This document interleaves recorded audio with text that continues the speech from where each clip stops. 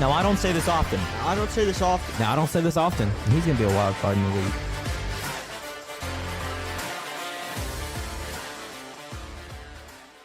Welcome back to the Wildcards Podcast. I'm one of your hosts, Coleman Madlin. I'm joined here today on this wonderful Thursday afternoon with my two friends, Joshua Sykes, Brandon Hartke.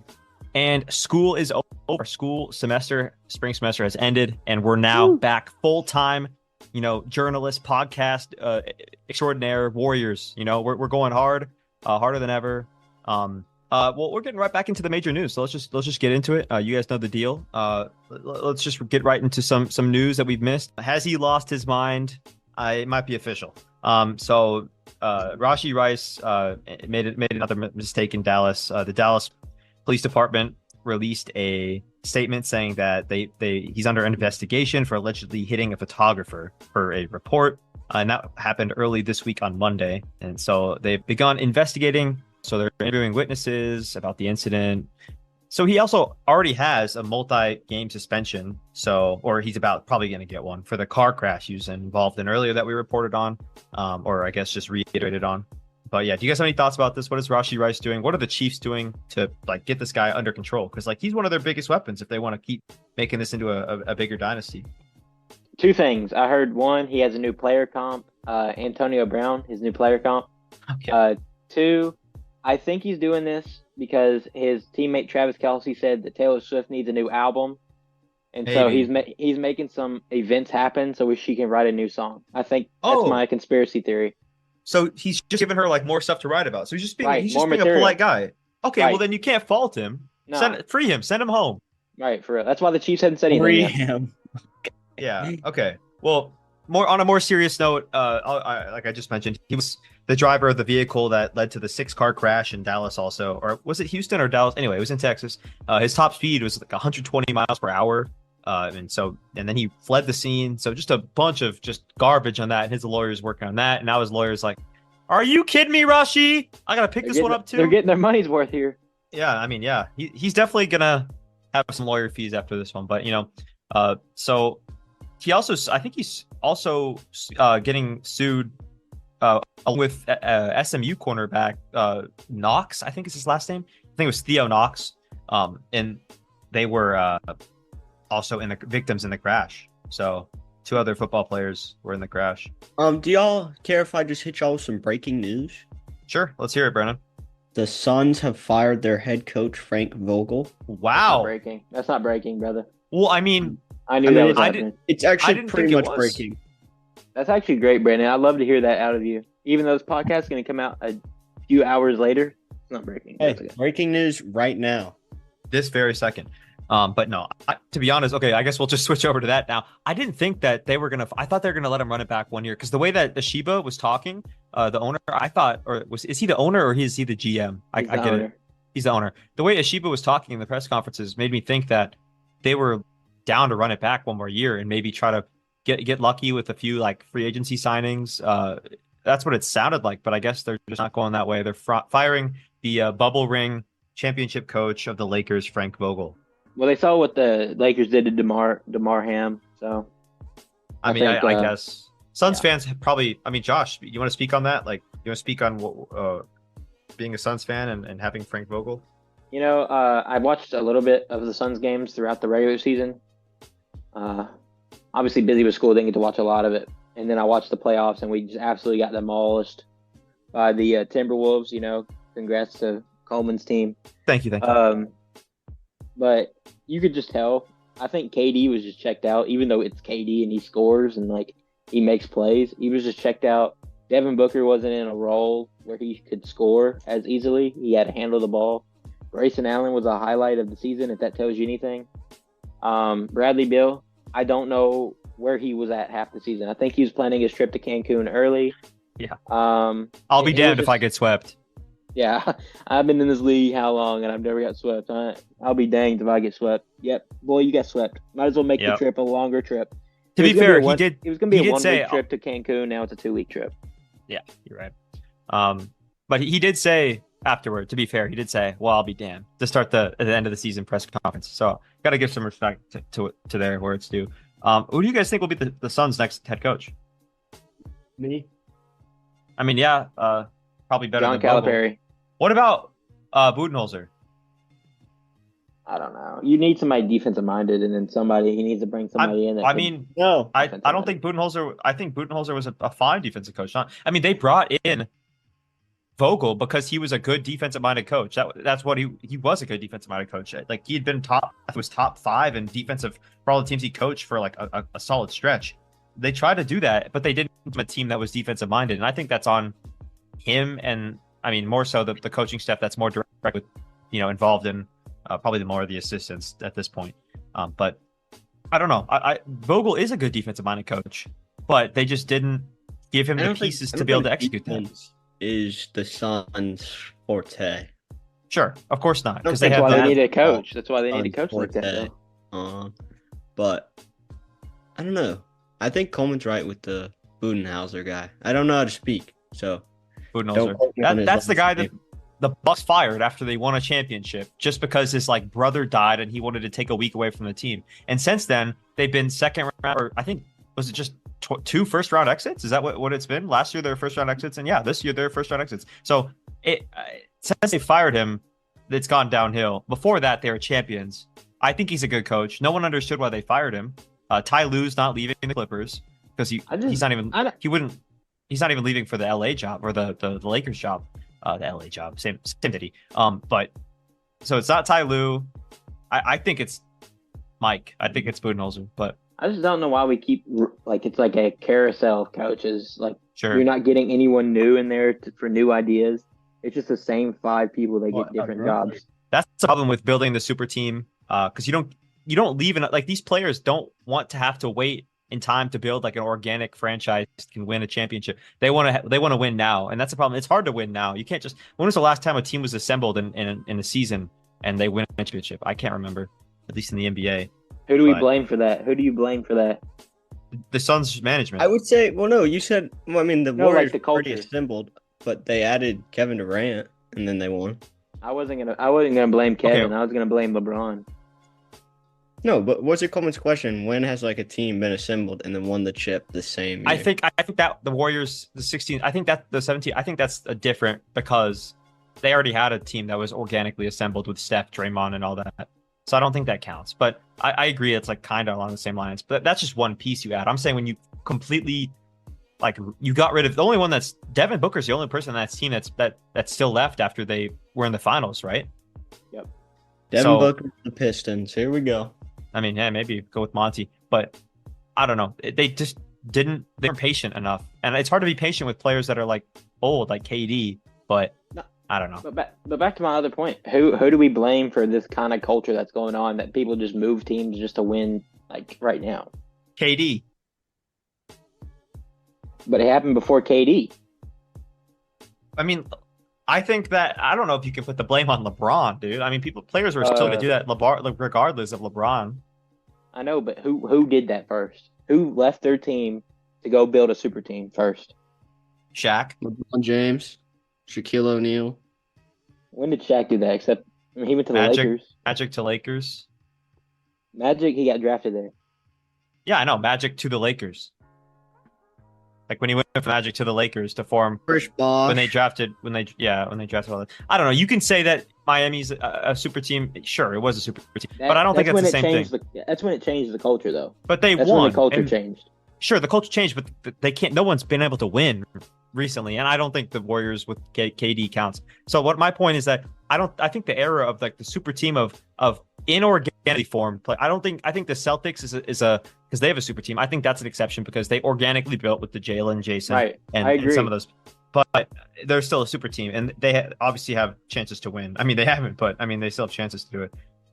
So I think the Suns' failure is that just poor management decisions. That's simple. And I guess we just kind of went on a tandem because that's the breaking news. I mean, but they put all their eggs in one basket, though. That's the problem. Yeah, they did. No future. Like if they wouldn't have done that, if they would have had picks and things like that and cap space, this would be a different conversation. But it was make or break this year and next year. That's it. Yeah, pretty much. So, all right. What do you guys think about the roast of Tom Brady that happened a few days ago? I thought it was funny. I really liked it. I know like Tom Brady didn't like one Robert Kraft joke, but I feel yeah. I thought they were told not to do that though. I mean, yeah, but if I'm a comedian, like I'm firing. I don't know. But I think I liked how there was like no holding back, I guess. Because like all like the Aaron Hernandez jokes, like that was just that was crazy. unexpected. The stuff about Bill Belichick too. Yeah, I just like how nobody's feelings got really hurt. I mean, everybody was just laughing and cutting up, and it wasn't like I like how Drew Bledsoe was there. Yeah, that's funny. I would not have thought that. Number 1 pick, baby. In the MLB, we have Ippei Misuhara.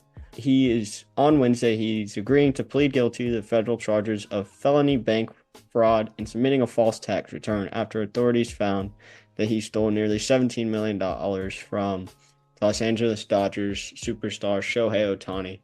And he stole this money to pay off his gambling debts to an illegal sports book. And obviously, he's not the best at sports gambling. And there's another thing coming out that he had like transferred money to, I want to say like some TV person. It's not like the Real Housewives, but it was something like a reality TV show. He wired that guy money. But he could face up to a max sentence of 33 years in prison. There's no way he spends that much time. I don't. No, I mean like that's like if he's found guilty of like both charges, and like obviously like if he has like a good lawyer, like pleads and everything, but he could 33 years is the max. I'm thinking 20. If this was a courtroom, I'm throwing the book at him. Life without parole. Life without parole for tax fraud and stealing money. He about made the MLB go under after blaming Shohei. The most embarrassing part about it is that he's just a bad gambler. Like, honestly, I'd rather. I mean, he did win a few $1 million, but he. Yeah, no, but he overwhelmingly lost a lot of his bets. I think he was on what, like 30 mil or something? It was terrible. Awful. What did the Pirates do also? The Pirates, now, they just called up their right-handed pitcher from LSU, Paul Skeens, who I believe throws 103 max. He was the number 1 overall pick in the 2023 MLB draft, and he is scheduled to pitch Saturday against the Cubs. And he's he's not ranked number 1. I believe Jackson Holliday's ranked number 1 in prospects, which Jackson Holliday really sucked when he was in the league. So hopefully Paul Skeens can show out for LSU and prove why he was the number 1 pick. And Libby Dunn, make sure he shows out for Libby.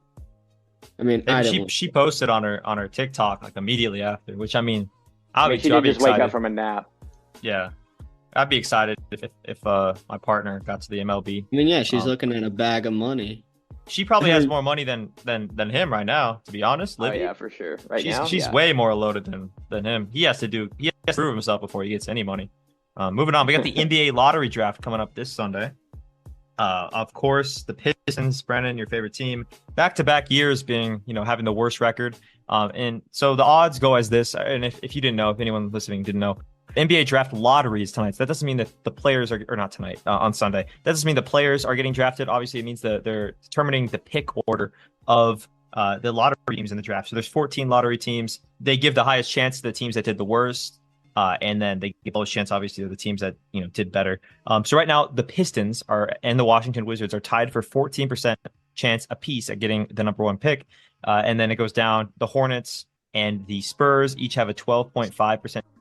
And then the Blazers have a 10.5, the Raptors 9, Grizzlies 7.5, Utah 6. It goes down and down for the teams based on ascending record for the regular season last year. So the Pistons, as we all know, had the worst record last year, but they had just terrible odds in the draft, the lottery draft, and they got the 5th pick. So anything can happen on that time. I think it was a 10.5% chance for that to happen to them or something. No, it was probably less than that.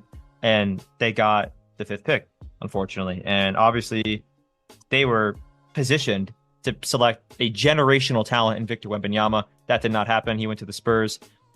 They were left with Adam Silver stepped in and said, "No, let's not ruin his career." Stepped in, needed the start on a good team.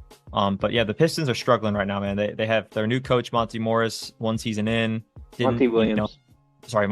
Monte Morris, not the Timberwolves guard, the Monte Williams, the Pistons coach.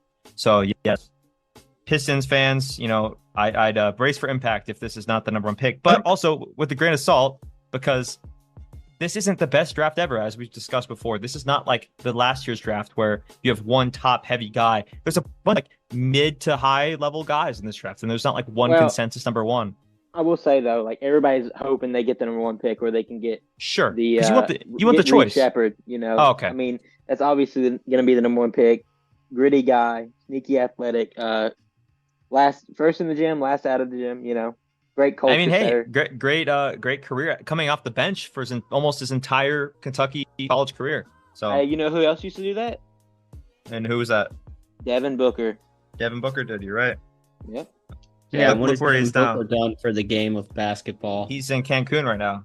Nothing.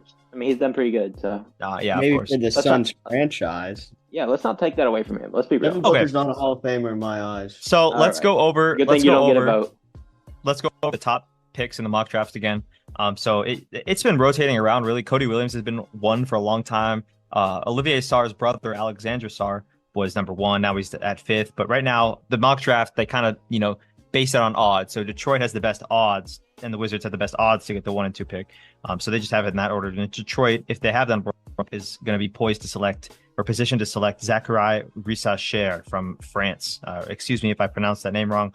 Forward, 6'9", 200 pounds. Obviously an international player. And then Cody Williams is second. He's out of Colorado, another small forward, 6'8". Then you just go down the line. Dalton Knecht is the first American, or not American. First, I guess no, not American. First, Cody Williams is from Colorado. I thought he was international through Colorado, but I think he's also from America. Dalton Knecht from Tennessee, shooting guard, small forward, cooked UK in the games they played.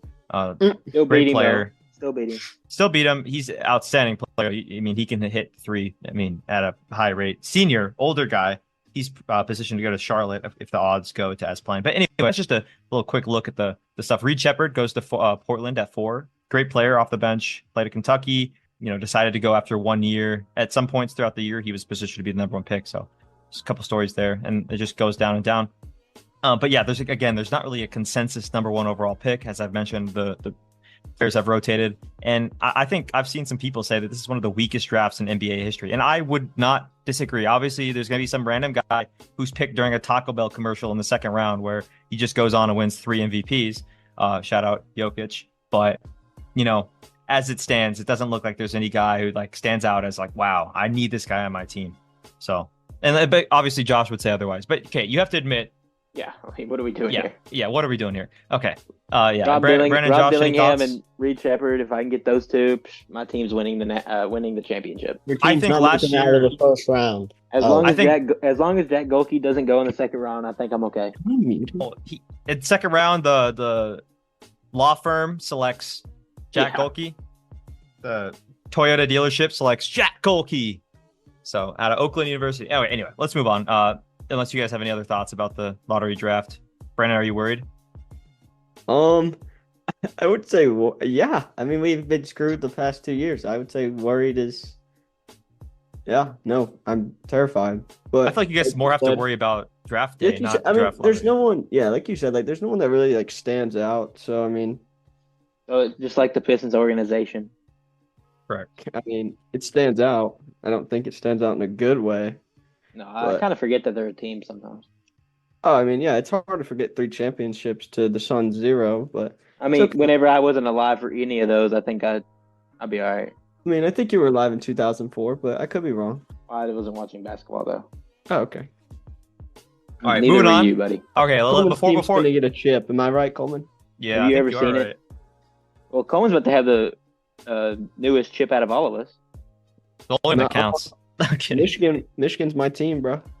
So moving on from the NBA lottery draft, some more news that we probably need to talk about is Jamal Murray and his temper tantrums on the sidelines after throwing a heat pack onto the floor and also a towel.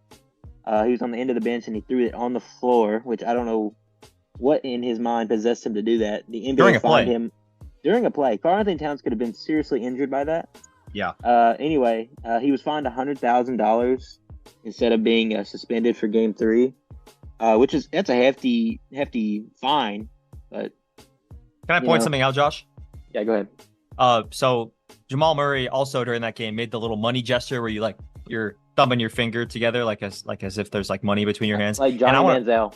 Like Johnny Manziel. And I want to just point out Rudy Gobert earlier this season got fined $100,000 for doing that during a game after review. They didn't see it or I guess they did see it, like he got teed up for it. But after I think they reviewed it just like this, and they gave him they gave him $100,000 just like Jamal Murray for throwing. He also put his fingers up and did that. So they both did the same thing. And Jamal Murray also threw something into a live play. If a fan did that, they'd be publicly executed by Adam Silver in the street of Bristol, Connecticut with ESPN. They're lovers. So I just want to point out, like, that's just unfair. I don't think Jamal Murray should be allowed, and I don't think it will matter. My personal opinion is that the Nuggets will lose this series anyway. And Jamal Murray is playing horribly right now. I think he's 3 for 18 so far in the series. Or it was just yesterday. I don't think that's his fault, though. I think he's just being harassed. On defense, you think? I mean, he does have a bad ankle right now, according to, I mean, he had it back in the Lakers series. He also had 2 game winners during the Lakers series, so it's not like he can't play that way. He also is getting harassed on defense, but just want to point that out. Jokic also won his 3rd MVP in 4 seasons, which is crazy. And honestly, let's say it could have. Okay, yeah, we can talk about that, but it could have been 4 in a row. Last year, I think voter fatigue got to Embiid. I think he deserved it. I think last year was or maybe I could be wrong, but statistically his best season in some regards. So. I think Luka should have won it over Jokic. Last year? This year. I would have been okay if Luka won it this year. Wait, so who do you think should have won it? SGA? I think SGA should have won it, but if it wasn't SGA, I'd rather Luka won it. Okay, Brandon, who do you think? This year, I mean, we already know. I said Jokic from the courtroom, and Josh was very mad at me, but it looks like I was right. So no, it's not that you were right. I mean, it's just a. No, it's I was right. You played a favorite. You played the favorite. Good, congratulations. No, you put all your money on the horse that was betting to win. Like, congratulations, dude. I also think that you can't go wrong with picking any of those guys. I think Jokic, we were talking about earlier with Josh before the podcast, and Josh said that it's that he doesn't try or doesn't put all his effort in, so that means he doesn't deserve it. I mean, I don't think that exactly, because you can be something without putting all your effort in. And I think that just because you don't put all the effort in, and he's still a top, arguably one player in the world. So, I mean, I don't know how you say that he shouldn't have won it when SGA is a free throw. I don't know. I understand that. Okay, I get that. He's not SGA. He shoots a lot of free throws. Okay, that doesn't mean he's not fouled a lot. Okay. Of course, he drives a lot. Yeah. It's not like he doesn't put himself in that situation to get fouled. That's a different argument. The argument I'm making is I don't want, as the NBA and the voters of the MVP award, those are people that are employed by the NBA and media members. Okay. If I'm them, I don't want my face of the league coming out of it every season. Oh, I just want to go home and ride horses. No, I want my guy to be like what Russell Westbrook used to be, about wanting to go at people and he working hard, things like that. And Steph Curry, he worked hard, he won games for his team, and he was exciting to watch. Jokic is not exciting to watch. Okay. So are Shea isn't that exciting to watch either. That's why I think Luka should have won it if it wasn't Shea. So are we voting and placing our ballots based off narratives and stories and not who really deserves it? Because that's what it sounds like you're arguing. Statistically, it's not that big of a gap. It may be fine. Sure, I agree. I think it's a very small gap, but I still think it's a gap, and I still think Jokic had the best. I only said that to say it's not really a gap. If it is, it's very small. But I don't think it was that big of a gap. I mean, if you read the stats, I saw a side-by-side with all 3 of them today. Jokic, he was more efficient, but he was lower in statistical categories than the other 2, except rebounds. That's the only one he gets him in, and he's a center, so I'd hope he gets it. And so we should just nail on this, because I think this is a good point, just a talking, because I mean it's big deal. MVP, a third of his career should have been, I guess, because we're still arguing over it, but it could have been 4 in a row if Joel Embiid hadn't won it last year. So again, big deal here. But what I'm trying to say is, I just don't think you can say I mean, I saw. Okay, did you guys see what Shaq was saying last night about how that they're stat stuffing and stuff like that? I don't think that the voters look at this and say, and pick based off narratives and stuff like that. I just don't think that. I think they actually look at the stats, and I think that it was a gap. Okay, let me ask you another question then. If I'm voting for most valuable player So most valuable to their team. Jokic's team did not do as well as they did last year. They were not the number 1 seed, so he's not the most valuable player. They were tied in his team record in the though. league. I think that's it. You can't even use like But no, OKC. okay. So they stayed the same. Jokic was the exact same player he was last year. He didn't win MVP. Okay, Shea got his team from 10th to 1st in 1 year. He was the most agree. valuable player to his team this year. I think Anthony Edwards, but Okay. Okay. Well, I mean, I'm saying I'm though, being it wasn't honest. Jokic. It wasn't Jokic. I'm putting these two in a box. We're not talking about anybody else. I agree with the Anthony Edwards debate, especially when it comes to the playoffs. Okay. But as I see it now, is Shea pushed his team to a place where Jokic was just sitting pretty, and now he pushed him over, and he's the most valuable to his team. Jokic didn't add or subtract anything from his team. From That's actually last that's year a when really he good didn't argument. That's a good, and I'm now. It sounds like I'm like trying to write a paper saying, "Oh, I now agree with this statement," but I actually kind of like agree with you now. It does make sense that. I mean, they did make the jump. It's not. I mean, but at the same time, where do you go if you're the number 1 team? There's nowhere to go but stay the same or go down. So it's like, you just do better. I mean, like, it was the record better from last year. I don't think so. I mean, I'm gonna look up real quick. Yeah, I think we should check on that. But no matter what, they were still just not. They went down, but they had the same record as OKC. So the argument that like OKC is the 1 seed, 2 seed, I know you weren't making that argument, but that argument's dumb. I saw Shaq make that on Inside the NBA, and I think that's just a dumb take. He's like, they had a better record. Like, yeah, I mean, they did have a better record by 4 games from last year. So I guess that argument doesn't stick either. But and the West was better this year. So, there are some like things to, I don't know. The top half of the West was better, but the bottom half wasn't. Sure, was worse. Yeah, I agree. So I mean, you get more like less meaningful games at the end, I guess, when you play them. Overall, so you thought SGA should have been MVP. I still think you got to stick with Jokic for MVP. And then, Brandon, who do you think should have won? Jokic. I think Josh is discrediting Jokic. I think he should have won, and he did win. Can you give me a reason why, Brandon? Besides just telling me I'm discrediting him, like what am I discrediting him for? Like before, like I don't know, like before, like Jokic and everyone, like Giannis and all these people, like it was always like, guards winning MVP, like Russell Westbrook, Curry, LeBron's not a guard, but he was winning. Kevin Durant. I mean, what are we doing here? I mean, it wasn't I'm just saying, like, you've never like seen like a center like Jokic. Like y'all were debating Shaq or Jokic earlier off the air, and like how Shaq, would just dominate Jokic. But I think the way that Jokic has the ability to score and the way that he could play make, like I'm not glazing, but it's like it's pretty impressive. I mean, it's a different era that they grew up in and played in. So, I mean, what is he, like 7'2"? Who, Jokic? Yeah, how tall is he? No, Jokic is 6'11". Yeah, I mean, he's like 300 pounds. Like, I mean, I think you're discrediting Shaq at this point. Shaq was one of the most hard-nosed defenders. Okay, so Jokic is. I mean, I don't know if you watch Jokic, but every time he goes into the post, he's throwing his body weight into the defender, which is an offensive foul. You're displacing the defense, but you can't do that. If I stand still, I could guard Jokic, because what I'm going to do, I'm going to stand still, and when he throws his butt back into me, I'm going to fall. That's an offensive foul. The NBA doesn't call it. I mean, we saw it. I don't know which series it was, either the Lakers or the Timberwolves. Lakers. But I think it was the Lakers, because it was Anthony Davis that took the charge. I mean, it was clear. And then Jokic even stopped and looked at the basket and looked at the ref and then scored. I mean, it's every time he comes down, it's an offensive foul, either with his hand movement or with his body placement, displacing the defender. I mean, it sickens me to my core to watch it, because as a ref, like, I'm like mad at the refs for not calling it. You can't be really mad at the player, because if you don't call it, I'm going to keep doing it. We've seen players cheese the NBA, like have to make rule changes for a long time. Though, like that was James Harden's specialty in 2018. Right. That was Joel Embiid's specialty, like his entire career. And I mean, Jokic's specialty is like, I mean, players who are truly great find a way to like bend the rules, which is not cool in that fact that they're bending the rules, but it's cool that the fact that they're doing it and no one else is doing it, which means that they pioneered it. It's not a bending of the rules. He's blatantly going against the rule.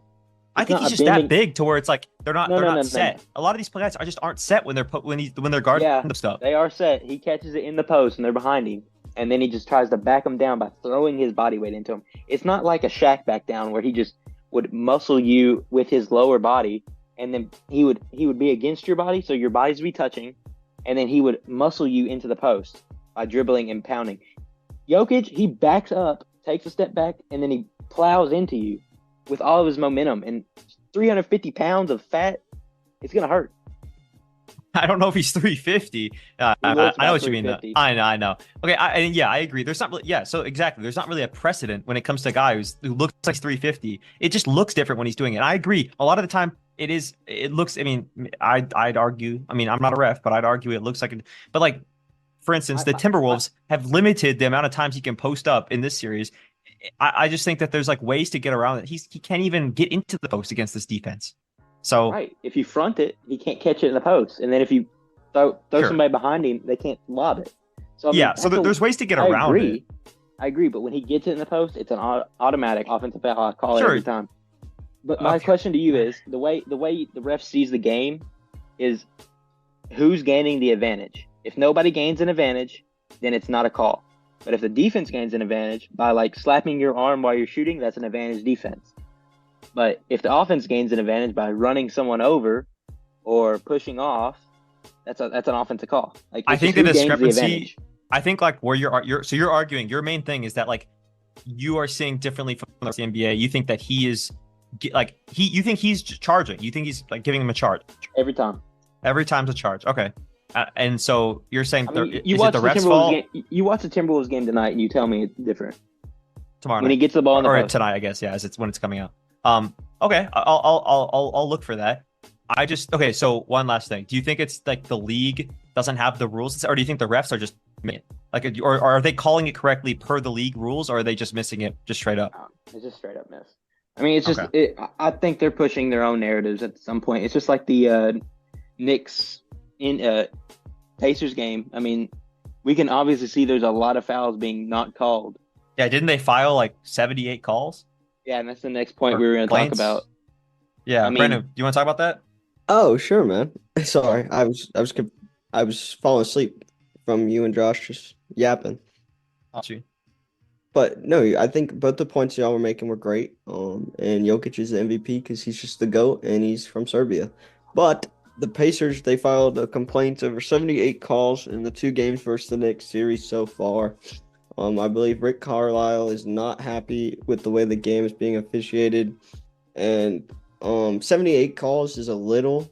I mean, that's like every play in the game. That's difference in possession. Is a lot. I saw like the kickball one that they said was a kickball. That wasn't a kickball. And then game 1, when I started watching, that's when like the illegal screen happened. And like to me, like with a minute left in a game, that's just like a play like you don't call. Sure. But that's just the like legal screen. Opinion. Yeah, that was brain dead. That was a stupid call. If they called it before the minute and 30 or whatever to go, then you can call it. But they hadn't called it all game. Like if I set the tone by calling it first thing, then I can call it at the minute 30. But if I don't, then I cannot do that. Well, I know it's like the hardest job in the world, but how do refs not call consistently throughout one game? It's like 2.5 hours of game. And the last job I'd ever want in the entire world would be to be an NBA ref or an NFL ref. But I mean, man, it's your job. Just be consistent. They don't even have to be good calls. They just have to be the same calls. You know what I'm saying? It shouldn't be that hard. And that's that. All right. For our, every week or every podcast, I guess, because we've missed a few weeks of the podcast. We do a feels good story of the week. That's like my little segment I like to do. Keep things positive, with all the negative news stories. And this week's feels good story of the week is Luka Doncic. And the feel good part is not him losing to the Thunder in the first game. And then obviously by the time you guys are hearing this, there'll be a second game in which we don't know if he'll either won or lost, but win or lose. But Luka posted on his Instagram story last night. I think it was Wednesday night, that he hit top 500 overall in Overwatch 2. Just players. He's a top 500 Overwatch 2 player in all of the world. And I think he's a tank main. For those of you who don't know, Overwatch 2 is a video game. And I just thought it was cool that he can excel at, being a top 3 MVP candidate in the NBA and also being a top 500 player in Overwatch 2, which, like, sure, video games are video games, and these guys aren't, like, like millionaires playing for like all the stakes on the line, but at the same time, being top 500 in anything is really difficult. So no matter what you think about gaming or Overwatch 2, I don't even play it. I'm just saying, I think it's impressive with the player base, the massive player base that it has. So being that good at two things is incredible. So that's my feels good story of the week, that Luke is able to do that. He needs to lock in for the playoffs though. So hop off the game, man. Maybe delete the game from your Xbox and lock in, bro, because the Kyrie needs you, man.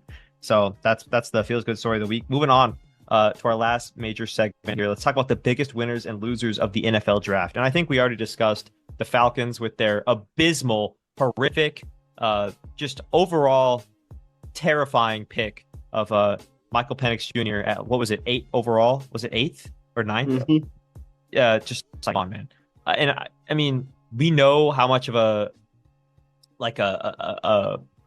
locker room mix up that would be, or maybe a quarterback room, I should say, mix up potentially. It appears that they Kirk Cousins and Michael Penix Jr. got it worked out, at least according to some reports. But if you draft a quarterback after you sign a quarterback for big bucks, saying that, hey, you're the guy, and then you draft a young guy, that guy that you just signed for those big bucks is probably going to feel at least a little bit threatened. And knowing Kirk Cousins, he's probably going to be that guy who's like, takes him under his wing. I think that truly the type of guy he is. But at the same time, Kirk Cousins is sure to make some money, which is what we've learned over the past, teams that he's played for. I want to stay in Washington for the rest of my life. I want to stay in Minnesota for the rest of my life.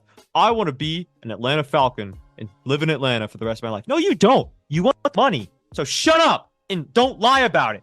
Sorry.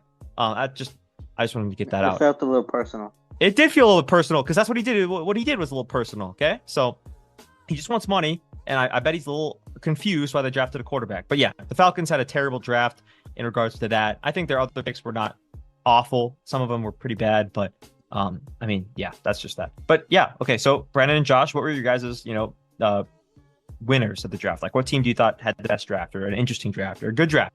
I guess I'll go first. I think I'm gonna go with the Steelers. I didn't want to choose an NFC team because the Lions are in the NFC, and I have to hate every other team. Facts. That's just respectable. So the Steelers. That's what. That's just D1 hating there. Yeah, Coleman. I mean, you could call it that, and that's what it is. But I mean, if you really think about it, I mean, the Steelers, coming off of a Mickey Mouse playoff berth, don't know how they make it every year. His name is Mike Tomlin. Yeah, I mean, he's just the GOAT, clearly. But with their first pick, they had the 20th pick. They got Troy Fontua. I said that very wrong, but he's from Washington, offensive tackle, which that was a great pick because obviously they have two new quarterbacks in Justin Fields and Russell Wilson, And then Zach Frazier from West Virginia, great center. He slipped to the second round. And then they got the Michigan guy, Roman Wilson, who I saw a chart about, like, it was like a thing about like wide receivers and like yards per catch and everything. And he was number 1. So great pick there. And then the Peyton Willis guy from NC State, the linebacker. I had seen mock drafts, and clearly I must not have been looking at the right mock drafts, but like this guy was like a first round pick. So I don't know how he fell to the third round. He actually won the best linebacker in college football last year. He had I don't think it was his Achilles, I think it was his knee. I think it was an MCL or ACL tear, and then that's why he dropped so much. People weren't looking at his health. But, so yeah, I mean, I like the pick. Yeah. Those 4 picks right there. I mean, obviously they have more picks, but that's why I think the Steelers had a great draft. I think they really looked at their team and got pieces that they needed. For sure. What about you, Josh? Running back. I think I'll let you go, Coleman. I think my pick's going to surprise a few people. Okay. I thought who had the best draft or like just solid beginning for something to come with a new coach would be the Los Angeles Chargers, Jim Harbaugh. Picking up Joe Alt, number 5 overall, who, I mean, if there's a guy who you could like say, this is a guy who I think will be a Hall of Famer, just like as an easy lock. I think as long as Joe Alt does not get injured, they just might as well put his name up in Canton already. This guy is like 6'9". He's a beast. I don't not really much else to say. This guy is a beast offensive tackle. And I mean, for a team that has been trying to build around Justin Herbert and has failed to do so, on a good basis for a while. That's one piece they need. They also added like Ladd McConkey out of Georgia, wide receiver, give him another weapon. And then they added a linebacker, Junior Colson out of Michigan, who was a big impact guy in their championship run, and then a couple linemen. And then they also got another key piece. I think the people are low on Cam Hart, Notre Dame cornerback, or I think he played safety for a bit, but he was in the 5th round. And they're like saying he's going to be a potential to be a starter, but mostly a backup, just a solid backup. I think Cam Hart has the potential with his athleticism to be a starter cornerback in the NFL. And I don't think people are giving him that love. And then they also got Vidal, who was out of Troy, running back in the 6th round, who I think was a sleeper pick.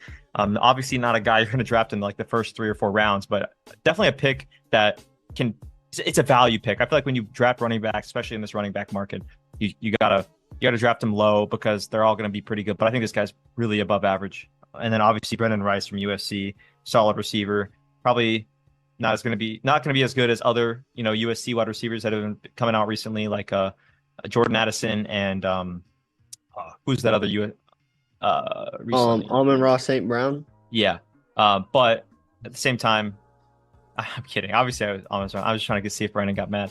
But that's overall. I think the Chargers had a great draft. That's my take. What about you, Josh? I'm really looking at like the first few rounds here. Really good.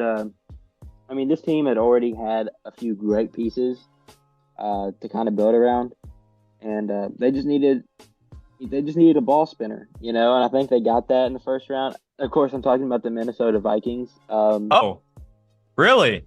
I disagree. They got a good ball spinner in JJ McCarthy. I've seen him throw the rock a little bit. Brandon, do you disagree that JJ McCarthy, your team Michigan, is not a good ball spinner? You don't like him at QB? I'm not saying I don't like him at QB. I'm just saying like sorry to interrupt you, Brennan or Josh. No, you're good. Or Josh, I'm sorry about this. I'm not saying like it's not like JJ McCarthy was the right pick there. I'm just saying like if I'm looking at like value and like I don't know, I'm just like Minnesota got like 2 good guys in like the first round, but I'm looking at like the other picks and I'm just like I don't know. But I guess these 2 guys in the first round carry more weight. So sorry, Josh. Continue, Josh. Really, when you get to about the end of the 3rd round, 4th round, those guys aren't coming out and making an effect right away, probably, most likely. But, to have 2 first-round picks, you replace Kirk Cousins with a younger Kirk Cousins. Honestly, he wasn't asked to do a lot in college, so we haven't seen a lot of tape on JJ. But that proves to me that he doesn't have to be the center of attention, which is good for the organization up there in Minnesota, because we all know who's going to be the center of attention there. And if you don't, then you're living under a rock. Okay, so JJ McCarthy. Yeah, TJ Hawkinson. Yeah. But obviously a good pick there. Just sound, fundamental quarterback. He probably was the 3rd or 4th best quarterback in the draft, but you get him at 10 after all those offensive weapons are taken off the board. It's pretty good. You don't have to move up to get him. They did. They moved up one spot, but I think the Broncos were calling. That's the word on the street. They probably were. Yeah, with the Jets. Yeah. But yeah, so you get your quarterback of the future, and then you get one of, I think, the best edge rusher out of the draft. I know some people are going to talk about the one that went to the Colts. What's his name? Went to USC. Not UCLA. Latu. Yeah. But I think his injury to his knee, I think it was a MCL. I think that hurts him a lot, and I think Dallas Turner, coming from Alabama, of course, prominent, producing pros. I think he'll be a right away starter for this Minnesota Vikings team that needs some help on the ends now that the Hunter dude is gone to the Texans. Davenport. Yeah, Davenport's gone. He obviously makes an impact right away. I think was the best defensive player on the board, on my board anyway. To get him at 17, great value. And then Brandon talked about the other picks. You pick up a good cornerback from Oregon with Kyrie Jackson. Yeah. 6'4", 200 pounds. That's a big corner. There's only one problem with that, though. What is that? He's wearing number 31, and there's never been a good cornerback in the history of the NFL wearing number 31. But continue. I'm not too worried about that, but kind of built like Christian Gonzalez, which we see what he's doing in New England. A great player coming from the same program there at Oregon. So we'll see how that works out. I'm kind of comparing him to a teammate of his. And then they addressed some of the offensive line issues in the 6th round, which offensive tackle in the 6th round, probably not the greatest upside there, but I don't think you can go wrong with offensive tackle, especially from a Power 5 like Oklahoma. Yeah, I mean, 6'6", 313 pounds. That's a big boy to move. So, yeah. And then they take a place kicker from Alabama, which I don't know if that was the right decision there because... All-time NCAA leading scorer. I know, but place kickers from Alabama don't do too well historically, especially in college. But overall, I think they had probably one of the better drafts. Got it. Out of the way, I think we should move on to our picks of the week. Or we should talk about our picks from... I guess we don't even have to talk. We can just recap what happened a couple weeks ago when our last podcast was. But again, if you're new here, we do picks of the week. This is our 3rd season of picking 10 games every single week.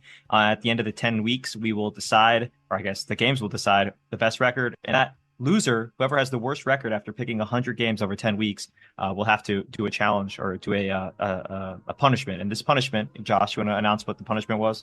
Yeah, the punishment, since I won last season, last season the punishment was buying us dinner. So Brandon's going to buy me and Coleman dinner since he lost.